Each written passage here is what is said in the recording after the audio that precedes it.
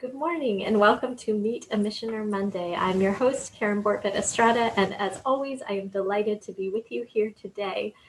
This is our opportunity to check in on our missioners around the world. Though we may be physically distancing, we want to make sure that we are drawing close to those we work with to hear about different experiences around the world, especially during this time of pandemic.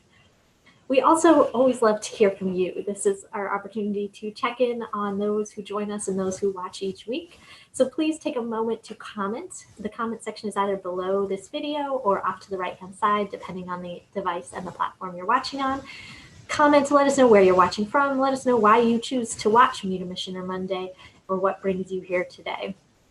Also, as always, if you do have any questions for our featured guests, you can put those in the comments and we will get to them throughout the interview. I'm very excited about our interview today for a couple of reasons, but one of them is that our guests, Mike and Abdalla, really help to highlight the interreligious collaboration that takes place in a lot of our Maryknoll missioners' lives. I know when I served in Cambodia, most of my colleagues were Buddhist, and so that was a new and unique experience for me to get to learn about their faith through the lens of my own faith and to have that sharing. And Mike and Abdalla get to do that as well, where they live in Kenya. So Mike is our Maryknoll missioner. Mike Garr is from Michigan and has been working in Kenya for a couple of years now. He works at a catering school there and puts his years of work in the culinary industry to use. And Mohamed Abdalla is one of his students at the catering school. So I would like to welcome Mike and Abdalla to Meet a Missioner Monday. Good morning. Thank you. Morning. Good evening to you. Yeah. Thank you. Thank you. So as we get started, first question, Mike, if you can just tell us how you met Abdalla. How did you two become this dynamic duo we're going to hear from today? Well, first, I met Abdalla through my language tutor in November 2018. And the tutor asked me if we wanted to go for a beach walk. And he invited Abdalla to come and another gal that he teaches, another teacher that my language teacher taught with. And I asked him to come over for breakfast, and we sat at the table. And I observed Abdalla. You know, he sat, he was quiet, he was a little bit timid. I observed him observing us as we started to eat. And they're having a fork on the left side of the plate and a knife and a spoon on the right side. And I don't think it was common or normal for him. So we had our breakfast and he was polite and he smiled. And when finished, he got up and he said, "Can I do the dishes?" And I thought, wow, that's pretty nice, because it's not a male role here in Kenya to do something like that. So that was when we met. And then we took our beach walk. And as we were walking, on the slide here, you see we were taking a rest. And I asked him, I said, what do you want to do with your life? And he said, "I would like to be a chef." And he goes, "That's my dream, is to cook." And I thought, okay. So the day went on, the beach walk finished. And when my language tutor came back again, he mentioned to me about what's the possibility of him coming over to our school. And I said, "Well, that's going to be up to you. You can go talk to the director and see what you can work out." So he went and talked to the director, and the director said yes. But then you have to go through the home visit with a social worker. And I requested that I take that visit with the social worker, who was Brother Simon at the time. And we went to Abdalla's house, and Abdalla met us on the road because we wouldn't be able to find his house. And we got back into the place, and his mother was there. His little sister that's 3 years old, and brother that's 5 years old, and the brother that is 8 years old was not there. And the mother speaks no English, so they started asking the questions, and Abdalla would answer them. And when it came to the end, Brother Simon says, "And who's going to sponsor this boy?" And just immediately, I said, "I will." When I looked around, he lived in a mud stick house, dirt floor. It touched me. So it went on, and that was November. And December we closed the school, and I went my way and did some traveling, and I gave some money to the tutor, and he took Abdalla to get all of his clothes and books and stuff, and he showed back up in January when I returned to school. So Abdalla, he's had a life of struggles. When he was born, his mother and father were already divorced, and he was born out country. And his father returned when he was 13, and his father passed away when he was 14. So he had a short window of having a father. I've kind of been able to take on that role in his absence. Another struggle he had was in Form 3 and Form 4, which is 11th and 12th grade for us, is his mother couldn't really afford to send him to school. So he was chased away. Most of those 2 years he would just spend at home because the school fees weren't paid. But he went back and took his exam, his national exam, and he came out with a D-, which is typical for a lot of our students. So he came to school, he worked hard, he would always be there at 6 or 6:30 in the morning. He's put a lot of effort into learning, he was very ambitious. And he became very disciplined and a good role model for others. And when he graduates, they were supposed to graduate May 15th, but because of COVID, it hasn't happened yet. He'll graduate in not the top, but way up there in the top of the class. So he's done good. Very proud of him. Congratulations on your top ranking, Abdalla. That's great. For those who are just joining us, we're talking today with Maryknoll Missioner Mike Garr and Mohamed Abdalla, who is one of Mike's catering students. Remember, if you do have questions, you can leave those in the comments for us. So Abdalla, I want to hear from you now. Can you tell us a little bit about the catering school and your experiences there? Thank you for this opportunity. I've been going to the catering school, which it's my dream, which I like very much to be a caterer student now. Our college is called Maryknoll Technical Institute, and it is a school whereby it is served by the brothers, sisters, and the fathers. They take care of the school. They do a lot of things for us there, and they teach us. Their mission and goal is to teach the youth on how to be self-independent and strengthen their faith. And they teach people on how to be accepted in the society and being self-independent. And this school has 4 courses, and one of the courses is the one that I'm doing it now, which is catering.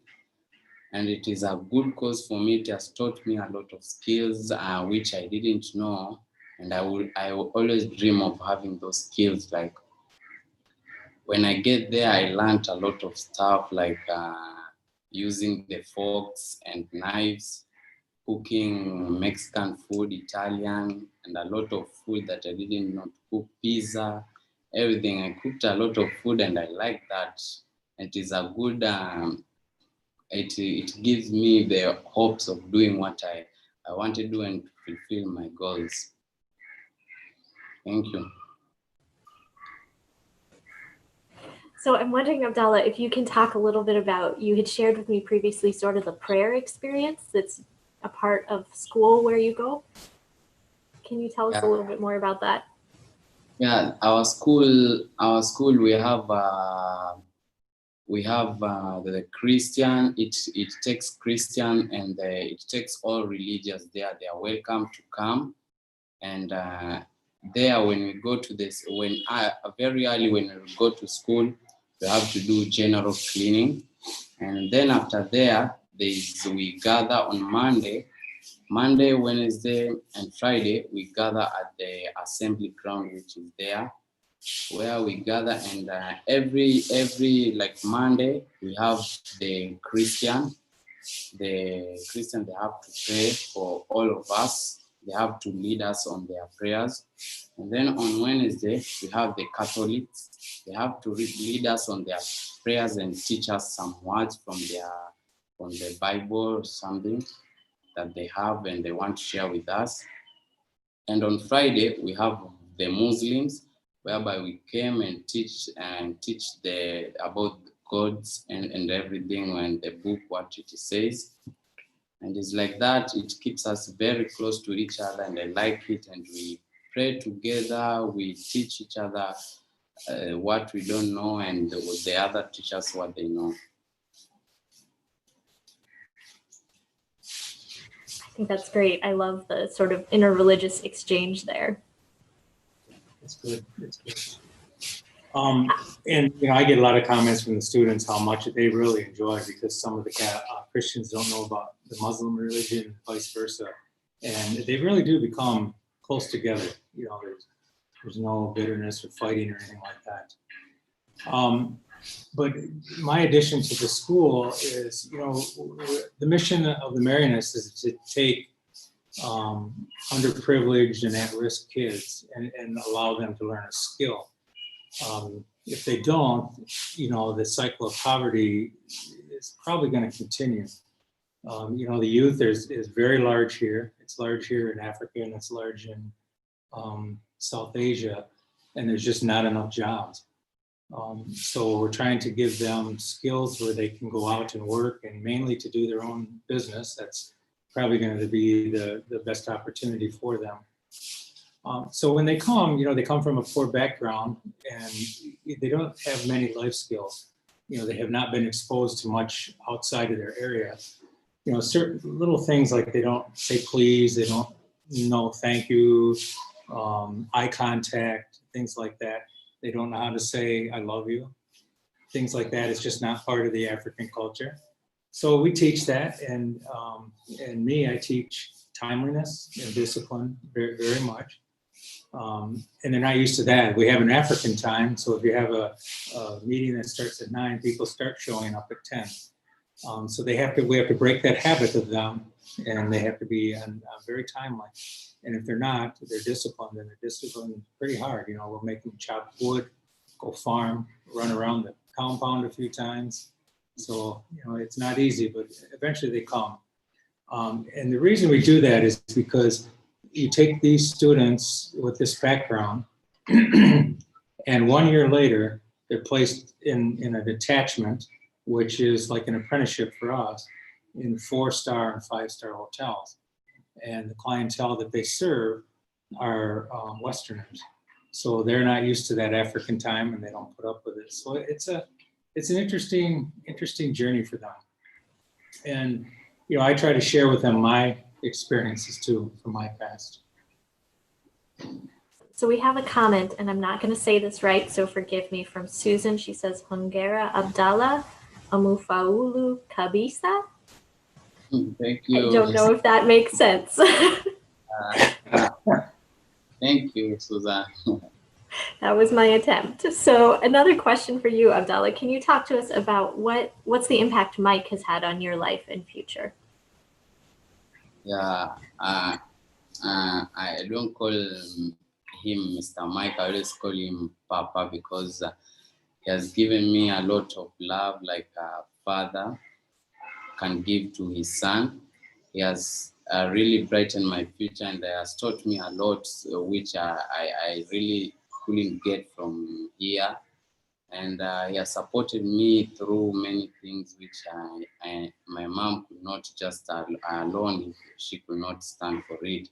So I thank God for bringing him here in Kenya, and he has really helped me a lot, and he has shown me not only in supporting, but he has taught me a lot of stuff, manner, and to be disciplined, and how to achieve my goals, and to be a good father and a good husband, as he always tell me. And I will be. That's awesome. Now, Mike, you get that same question. What impact has Abdalla had on your life and your future? He's had a good impact for my life. One is the faith. Yeah, he's a Muslim, and he's dedicated to his faith. but he's probably more dedicated to God. Everything, all of his struggles and everything that he goes through, it's all in God's hands. You know, if God wants me to have it, I'll have it. If God doesn't want me to be in this place, then I won't be in this place. And it's always that way. You know, he trusts in the way God leads his life. He gives me a lot of hope. The hope of youth. I never dreamt that I'd be working with kids this age, but it's been a blessing for me. So he gives me a lot of hope, as like he said, he's going to be a good father, he's going to be a good husband, and he's going to be a good person. He's a good example to others, and he does it with the other students and his friends. But I think he's going to be very successful. Maybe not successful in the terms of being executive or have a prestigious job. He will be successful in being a good human being, and he's going to touch a lot of people, I believe. And I also, I trust in him a lot. It's nice to have somebody you can trust. I can feel free to open up to him. But I trust him with my place, which is not a normal thing here or a common thing. When I went home in August, I gave him the keys to the house, and he used my house for the month and cleaned and studied and did all that. And he still has keys to the house, and he's free to come and go as he wishes. And I don't worry about a thing. So that's what he's done for me. Love that you say, Abdalla, you're a great person, because I think we need more great people in our world. So you are the hope for today and the future, it sounds like. For those who are just tuning in, we are talking today with Maryknoll Missioner Mike Garr and his student Mohamed Abdalla, live from Kenya. If you do have questions, remember you can put those in the comments and we'll have Mike and Abdalla answer those for you. And we do have a question that has come in from Mike and Terry. They are wondering how has COVID changed school for both of you? Yeah, the COVID really changed not only the school, but everything here in Kenya. It has changed. Everything is like the time has just stopped. Nothing is going forward or back, but people, they still have their smile. They share what they have. And that's what made me happy, because when you go outside, people, they are keeping what the government say. They're trying to keep the law, and some, they have lost their job, and they are just sharing to the other. They are hustling to get whatever they can get. And to my school, I was in attachment, in a place where I was doing practice in an industry. And there we had to be stopped. The casuals, those people who are working, the casual and trainee, we had to stop working, and we told that we should go home and wait. We go back until this COVID-19 is over. So it's been a long time since I've been home, and this it's still, the number is still increasing, and at one time it will just come to an end. I pray to that, and a lot of stuff have been out, but now I could have finished my training, and I could have get maybe my certificate. Yeah. And how it's affected school for me is, I was amazed how quickly they reacted. You know, we had our first case on Friday, and Monday schools were closed. We had a total of 3. So, you know, I came home and we started doing everything through social media on a platform called WhatsApp. So we were sending out all the recipes and the notes, and oh my God, these kids had so many notes on it to take off of a phone. But then we ran out of that, and for us, the staff, we've been going over and trying to make the campus look nicer. We've been doing painting and planting grass and stuff like that. And then I think we have some slides on some of the other things that we've been doing. This, do you want to talk about this one? This was, we wanted to do a feed people in the neighborhood. There's a very poor settlement next to me, and I would go to the supermarket and buy like bales of flour, bales of rice. This stuff was all stacking up, and I said, Abdalla, we got to get together and get this thing out here to these people because they're getting hungry. And it was in Ramadan season, and he said, well, what about doing it for Eid al-Fitr? Eid al-Fitr, that's the sacrifice of Abraham holiday at the end of Ramadan after they fast for 30 days. And part of that tradition is the Muslims will slaughter an animal, and it's usually a goat, and they will cook half for them and then give half to the poor along with other food. So it was his idea, and I said, that's good. So we've got a goat, and we packaged up a bunch of food, and all these students were there, and they helped slaughter and package and everything, and then we went out and distributed it. It was really fun. And this is Abdalla's goat stew. After we got done, we had this feast. So that was one of the things that we have done. And then I think there's more slides.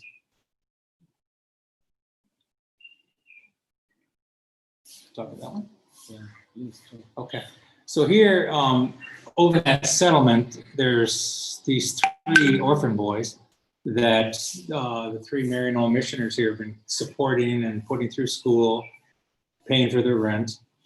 And now that they're my neighbors, I was over visiting them, and I noticed that they were sleeping on the floor in water. And I'm like, geez, this is not good. So Sister Pauline, who helps with these children, she's my neighbor too.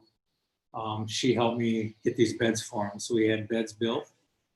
There's 3 boys, so there's the oldest, and that's his room, and the other one is bunk beds where the other 2 boys sleep. So we're trying to do volunteering, helping others, and like I want Abdalla to be part of that, and to see that, because it's all about giving back. You receive, you give. And then I think there might be another. Yeah, right there. You can talk about this.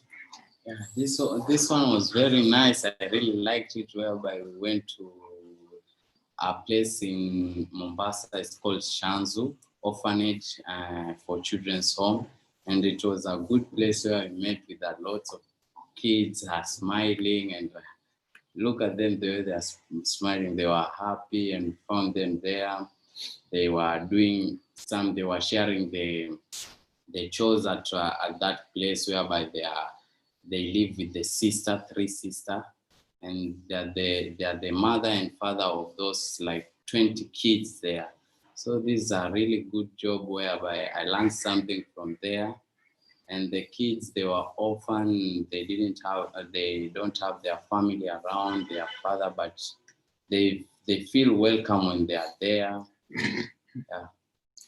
And who's those 2 boys? These 2 boys are from the orphans that are living around with us here, the Jackson and the older brother. So they are living in that orphanage, and they are very happy, and they just don't want to come home. They feel they are safe there, and they want to stay because they are learning a lot of stuff. So they are the younger brothers of the 3 orphans that we care for that live next to me. I didn't know they were even there. So it's a very, very nice surprise. And another, we have a lot of downtime. So another thing that we had done was, what did you and I do one week? A retreat. Do you remember the retreat? Or silent? Yeah.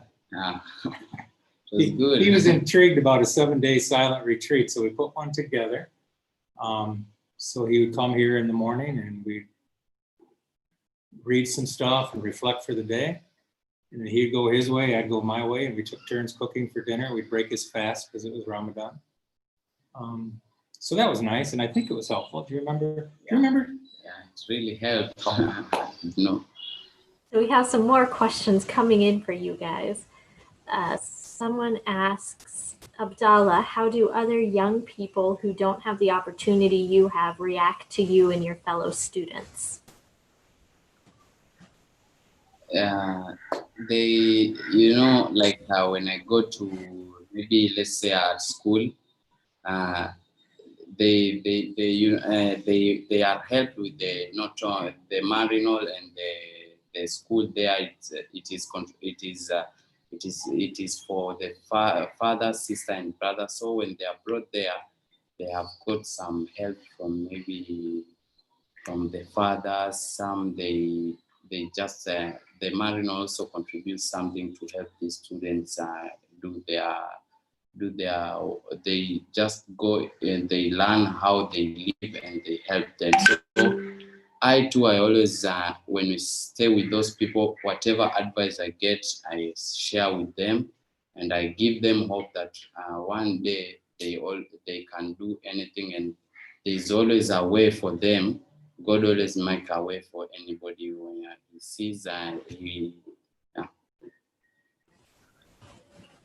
That's great. Another question for you is, what are your hopes for 5 or 10 years down the road? So when we call you back in 5 years, what are you going to be doing? Thank you for asking. my real goal is because I've gotten this opportunity, I just want to fulfill my goals and dreams which I had, and it has come. It's like it has come true, and I've get a chance to study what I wanted to, and I'm really working hard to achieve it and to pass the goal and to be independent, and also to help my family and to help the other societies around me, whereby even if I cannot help them with finance, but at least I can give them the advice on the way I've been passed through, how I can, the little I have, I can also support them and give them ideas on how they can achieve in life. That is my goals in maybe 10 years or 5 years. And also I always like, like the way issues of divorce, everything, something like that. I just don't want to divorce my wife. I just don't want that. I be a good father and a good husband to my maybe future wife wherever I meet her. And so how long are you going to be dating? Oh, I don't know. I've not find the one. 5 years, remember? Yeah, 5 years. That sounds like a long time there, Papa Mike. A question that has come in from Susan is, she said, I'm sure that you both help each other greatly, but has there been anything that each of you have found a big challenge to address, being a Christian and a Muslim? I have not, have you? Not at all. No, in fact, I have the highest respect for Muslims. Most of the people that I know here, and my closest that I know, I shouldn't say most, but the closest people are Muslims. And I like them because they want to be so peaceful. It's not like the perception sometimes we have back at home.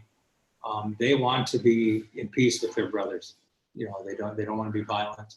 Doesn't matter if they're Christian, Muslims, or whatever. So we don't have any problems with it. Yeah. I don't see problems. There is no problem for sure. And if maybe I have any question about maybe the Bible or anything from the Bible, I always ask Papa, and he tells me everything that is there. And at the end, we come to agree that God is we all worship one God. So that's all about it. So we are all worshiping one God. So we have to be together. The Christian, Muslims, the Indians, everyone, they're supposed to be together. I completely agree with that statement. We should all just be working together. Mike, there's a couple of messages from folks. Ron Corson says, how special, Mike. Can't tell you how special it is to see you living out God's plan for your life. You are a great example to us back home. And another message for you, Mike, from Ted Van Atta, who said, totally agree with Ron, how very special. So proud of you, Mike and Abdalla. So awesome. Then we have another question. Mike, this was directed to you. How open is the culinary industry for women in Africa, specifically there in Kenya? And are additional supports provided to girls or young women at MTI to advance beyond early entry level culinary placements? Well, excuse me, when the school started, it was mainly for girls. But the hospitality industry for the kitchen wants men more so. It's a hard job. It's a heavy, grueling job. But there's places for women. They do housekeeping, they do cooking, and service. So the problem that we have is we don't get enough guys, and I think it's sometimes a stigma. This year we have, out of 86 students, we only have 12 male, and in his class we had maybe 30 something. So we're trying to recruit more, but it's like, it's still, no, men don't cook, but it takes time. Things will change. But as far as being out in the industry, this COVID is going to be tough because all the hotels closed, and it's going to take a long time for that business to come back to where it was, just like at home. It's not going to be an easy thing. But there's opportunity, or they have to leave the country and find somewhere else. Well, Abdalla, you got to reach out to all your friends and tell them that real men can cook. Yeah, I always told them like that.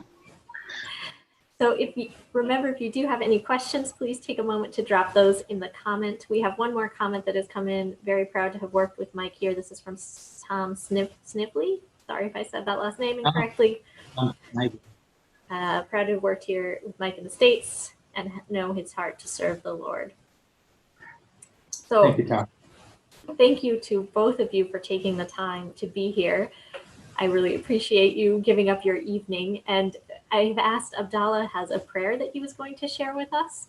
So This is a prayer from his Muslim faith. Let's pray, please.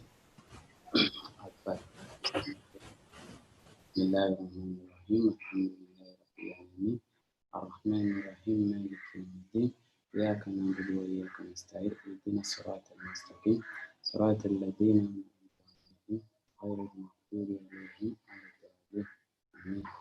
Thank you, God, for your blessing. Thank you for blessing my family and me. Thank you for your strength. Thank you for everyone that is watching this video. And thank you for everyone that is making the life of everyone to be meaningful. We pray.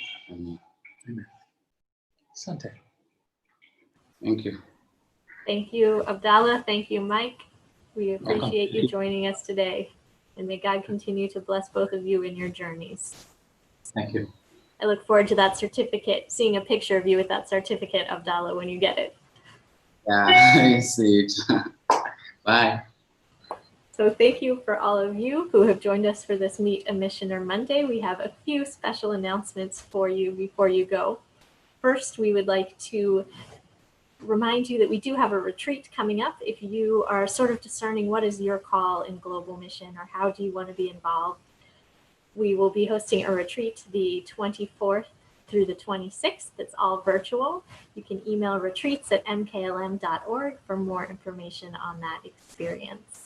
Don't worry, you will not be on Zoom for 3 days straight. It'll be broken up over some different time periods.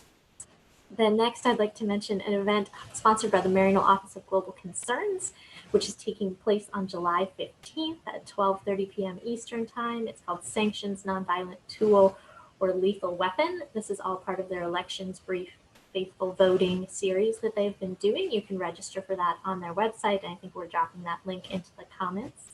They've tackled different issues on migration, on climate change, on nuclear nonproliferation. So if you're interested in learning more about a faithful response to those issues, check out some of their past webinars.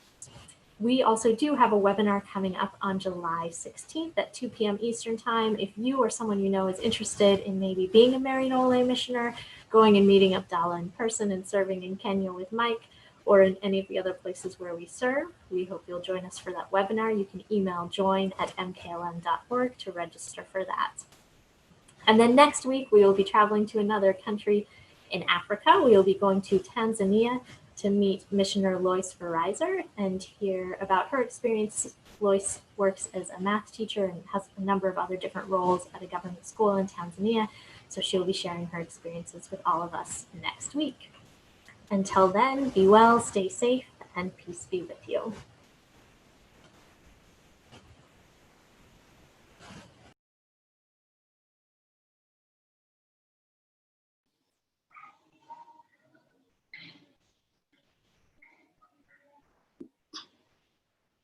You don't know. I'm waiting for you to say.